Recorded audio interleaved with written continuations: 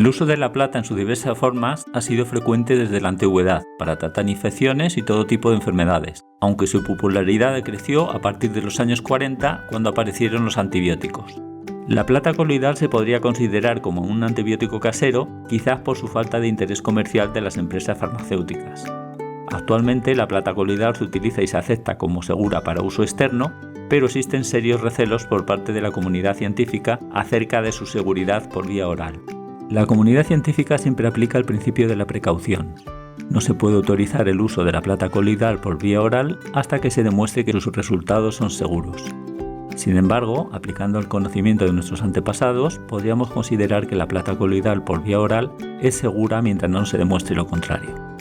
El principal problema que tiene la ingesta de la plata coloidal es que es muy difícil comprobar su calidad y porcentaje de plata en partes por millón que contiene el producto, y siempre hay que fiarse del vendedor. Actualmente es muy fácil comprar plata coloidal por internet porque se ha puesto de moda y hay mucha gente que se dedica a fabricarla.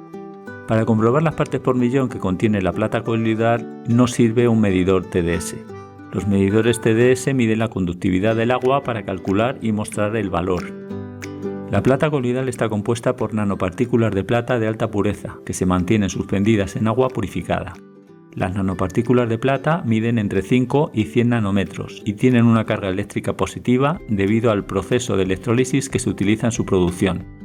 Los iones de plata se mantienen separados entre sí debido a su repulsión al disponer de la misma polaridad y su concentración apenas altera la conductividad del agua.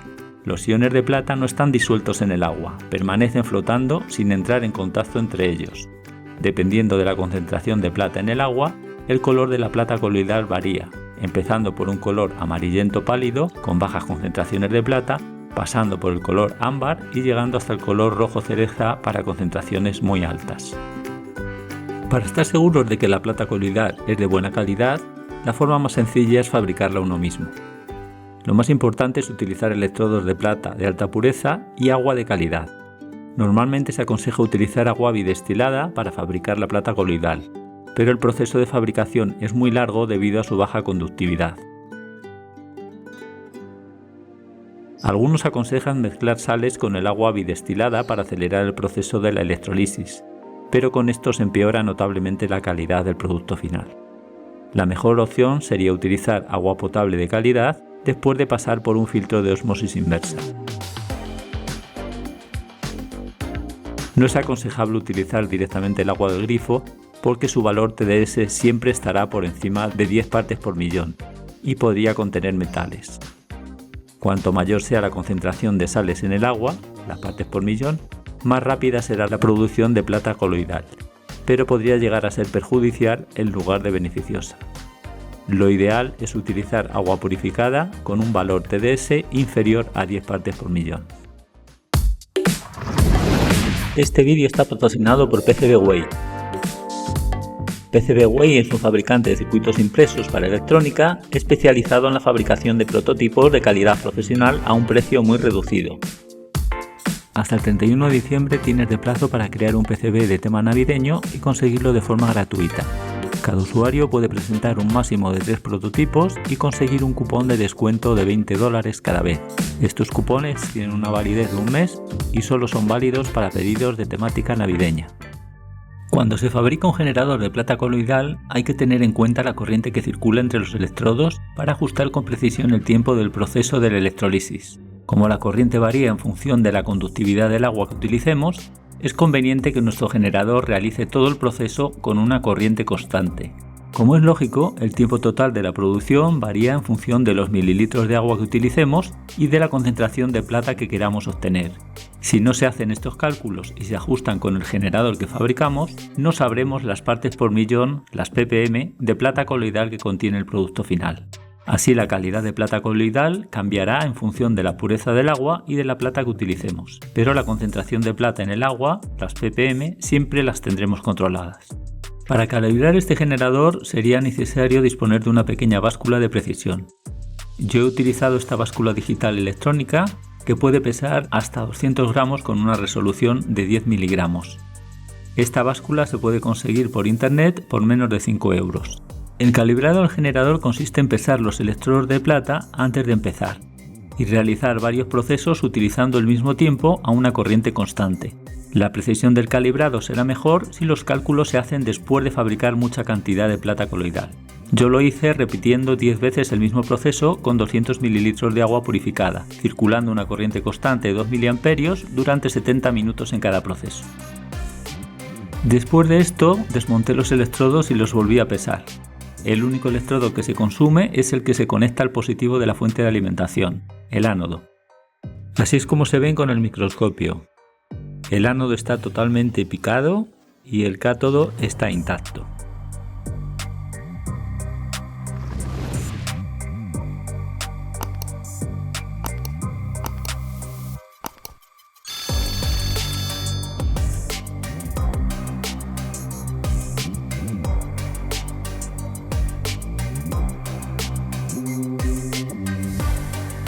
Para conocer las partes por millón de plata coloidal de los 2 litros de agua, sabiendo la cantidad de plata que se ha utilizado en la electrólisis, solo hay que hacer un cálculo matemático.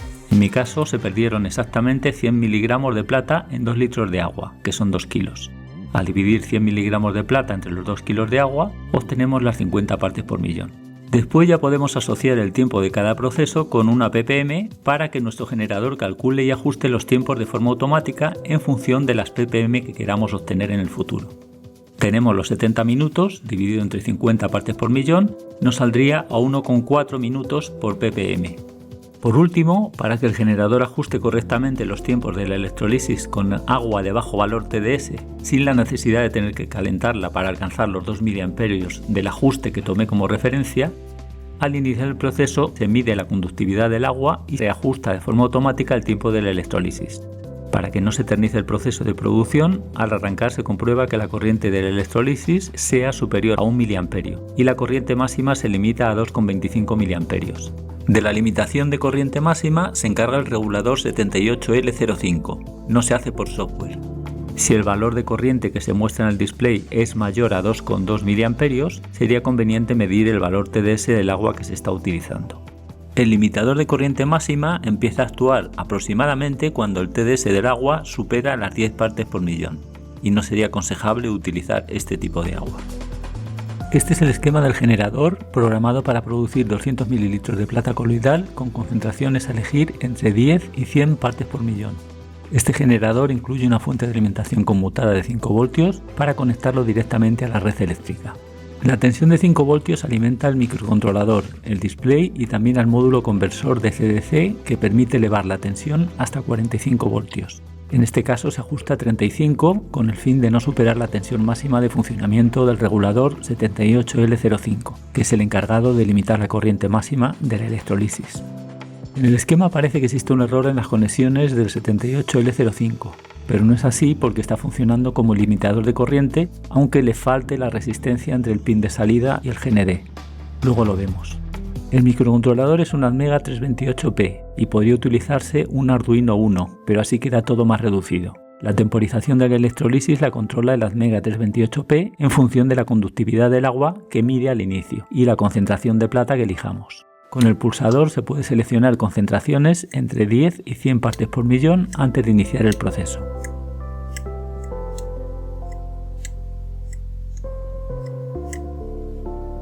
A través del pin 5 del Atmega 328P, el D3 en Arduino, se controla el relé que conecta y desconecta la tensión de 35 voltios a los electrodos.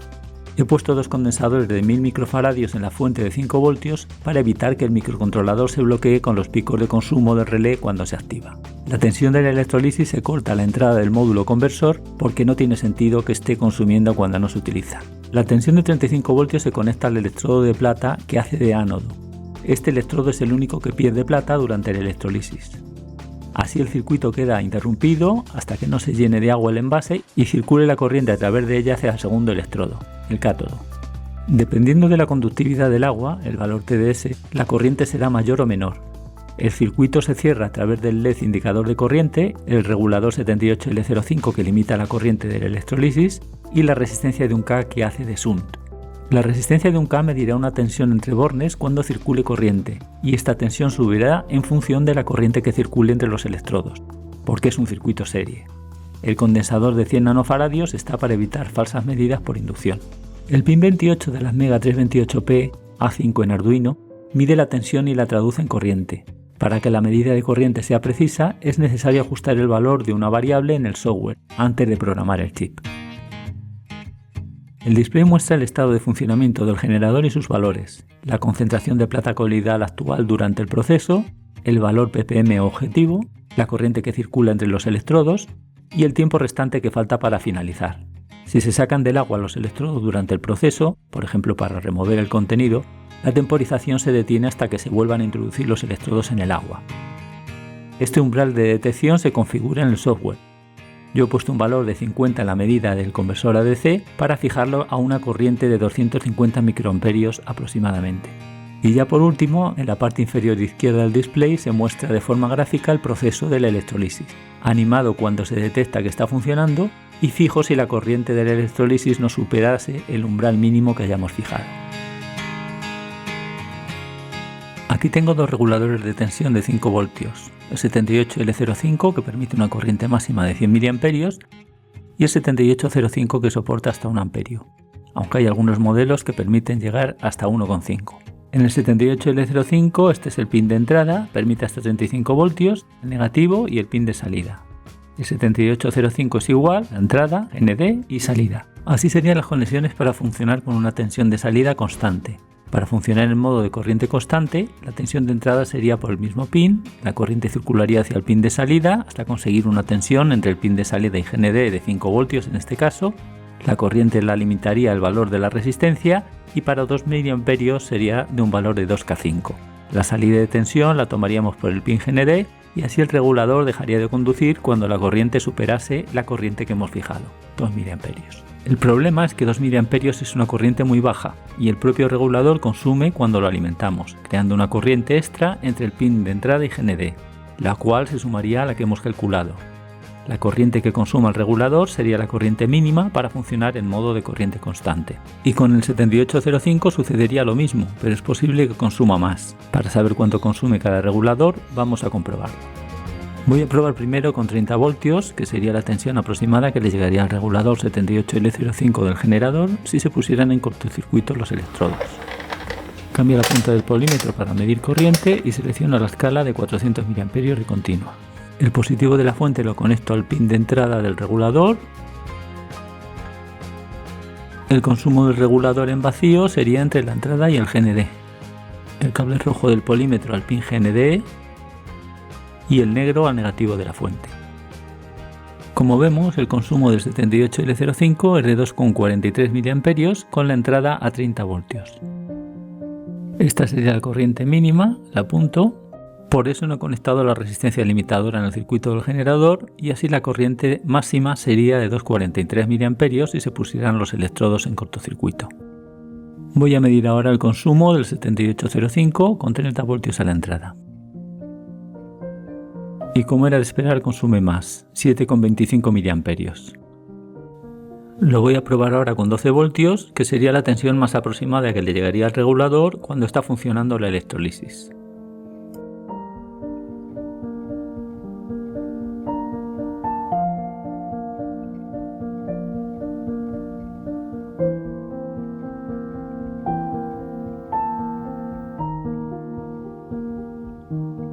Este es el prototipo que he hecho para hacer las pruebas mientras hacía el programa. A la derecha están los circuitos de alimentación, que son el conversor de CDC y la fuente de 5 voltios. El módulo conversor se alimenta con los 5 voltios de la fuente que le llegan de la otra placa cuando se cierra el relé. Es este hilo amarillo.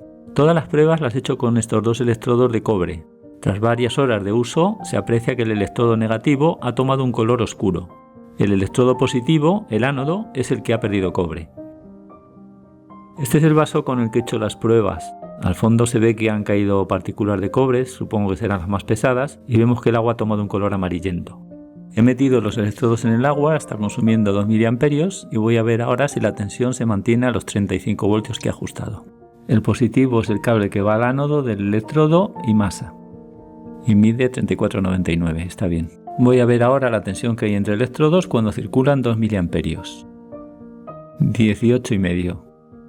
Voy a probar ahora con agua del grifo que tiene un TDS de 70 aproximadamente, se saturará y limitará el regulador 78L05. Vamos a ver la tensión que hay entre electrodos con una corriente mayor. La corriente ahora ha subido a 2,23-2,24 miliamperios, está limitando el regulador y la tensión entre electrodos, vamos a ver, ha caído a 4 voltios. He puesto las puntas al revés, voy a ponerlo bien, aunque da igual, la medida tiene que dar en tensión positiva, 4,1. Voy a comprobar que las tensiones de las fuentes están bien, la de 5 voltios, 5,05 y la de 35, 34,99, están bien. Ahora voy a poner los electrodos en el agua con el que he hecho las pruebas, que de osmosis tiene un TDS por debajo de 10. Y voy a comprobar si la calibración del miliamperímetro, que está hecho por el software, ha quedado bien. Voy a poner el polímetro en miliamperios y voy a poner las puntas en paralelo con el LED. Así le hará un cortocircuito y pasará toda la corriente por el miliamperímetro.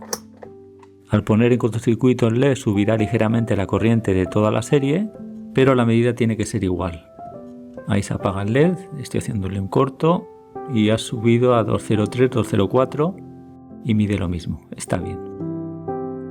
Si al iniciar la electrolisis vemos que la corriente supera los 2,2 miliamperios, sería conveniente comprobar la calidad del agua.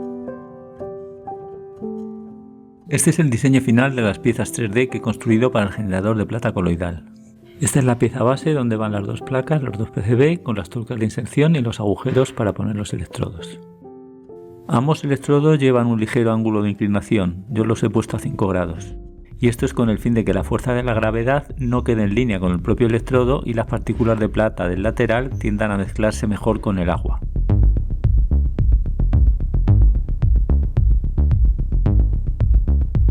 Esta es la capa de la parte de abajo, lo he hecho así para que se vea mejor la serigrafía. Con el frontal he hecho lo mismo para que quede mejor. Es el frontal de la caja que hará de tapa. Y estas dos piezas formarán lo que es el soporte y la cubierta del vaso para que no entre luz.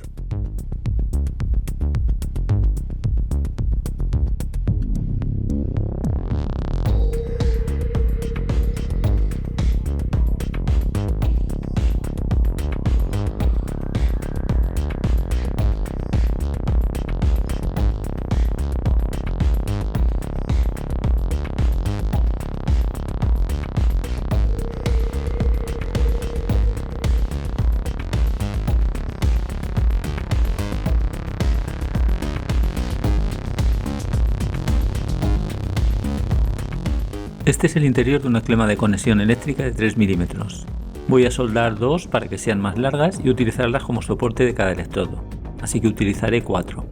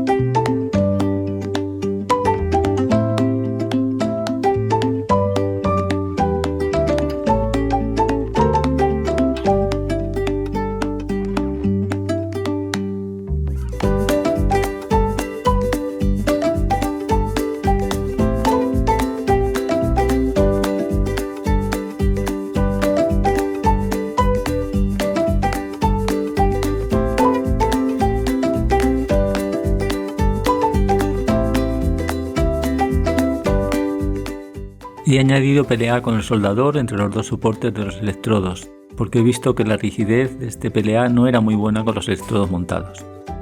En el diseño final lo corregiré.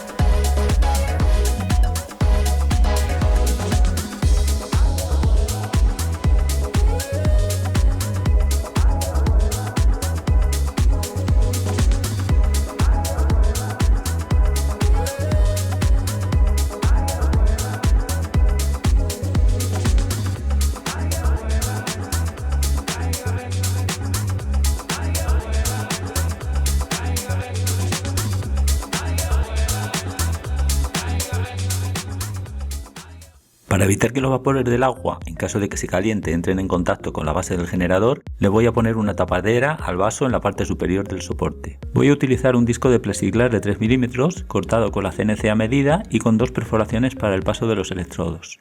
La parte brillante del plexiglas la pondré mirando hacia el vaso, porque así será más fácil desinfectarla con alcohol y evitar que se contamine con las impurezas que pudieran quedar entre los poros del PLA.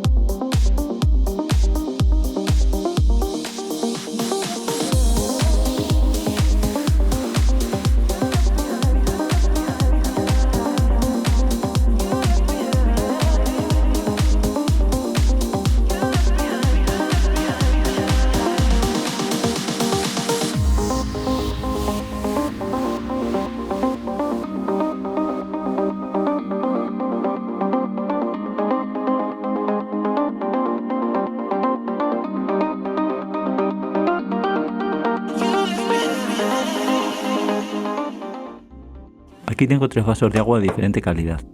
Esta es agua bidestilada. Vaya, he puesto bio, es bidestilada. Este tipo de agua tiene una conductividad muy baja y los tiempos de producción de plata coloidal serían excesivamente largos.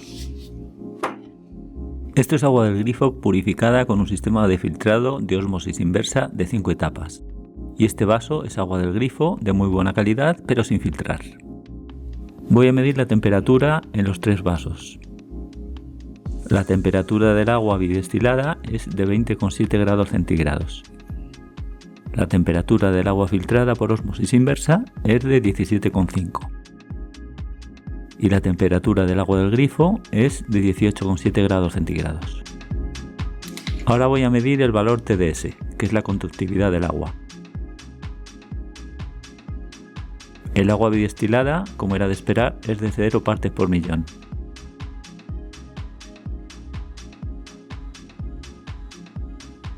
El agua filtrada por ósmosis inversa mide un TDS de 3 partes por millón.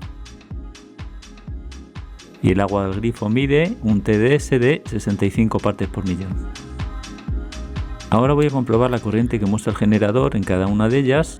Lo voy a probar con una versión anterior del firmware, saltando los pasos del test inicial del TDS con el fin de agilizar las medidas. Con el agua bidestilada de 0 ppm la corriente es bajísima, aproximadamente 0,31 mA. El agua bidestilada no se podría utilizar porque la corriente mínima de la electrolisis la fijé en 1 mA. Con el agua filtrada por ósmosis inversa de 3 ppm la corriente es de 1,3 mA. Con el agua del grifo de 65 partes por millón la corriente es de 2,24 mA. Pero porque está actuando el limitador de corriente, porque si no sería más alta. Ahora voy a calentar el agua de los 3 vasos para ver en qué medida se incrementa el valor TDS cuando sube la temperatura. He calentado los 3 vasos a la vez con un horno microondas de 1500 vatios durante 90 segundos. La temperatura del agua bidestilada es de 40,5 grados.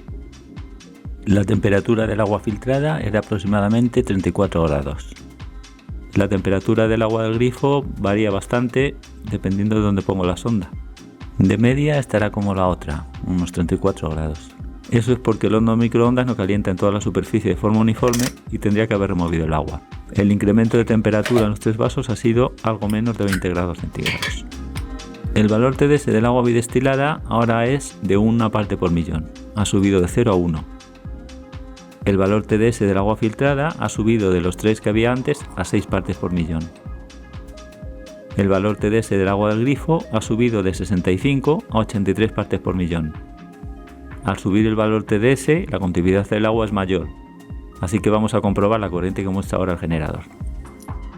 Con el agua bidestilada de 1 parte por millón, la corriente sigue siendo baja, pero ya ha subido a 0,5 mA.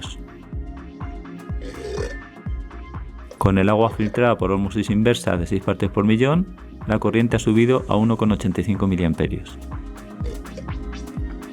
Con el agua del grifo de 83 partes por millón, la corriente sigue siendo de 2,24 mA.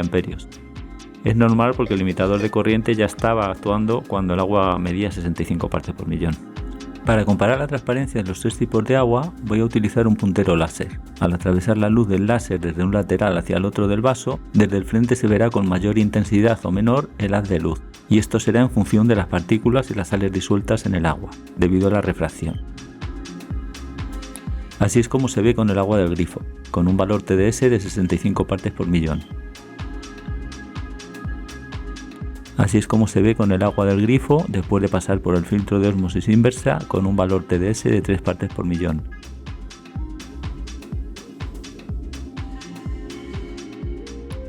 Así es como se ve con el agua bidestilada con un valor TDS de 0 partes por millón.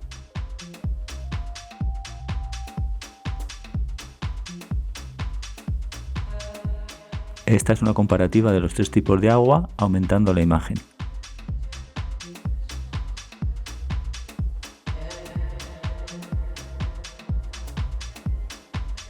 Así es como se ve cuando el haz de luz atraviesa la plata coloidal de 50 partes por millón.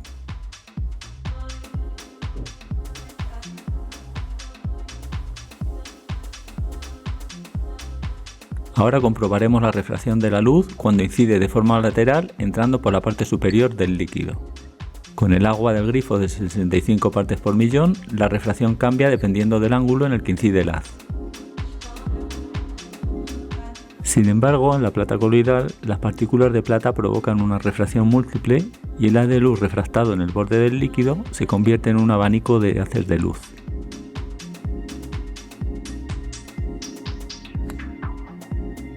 La plata coloidal se podría conservar hasta 1 año, siempre que se haga en condiciones óptimas. La plata coloidal debe almacenarse en botellas de cristal tintado y cerradas, evitar las botellas de plástico.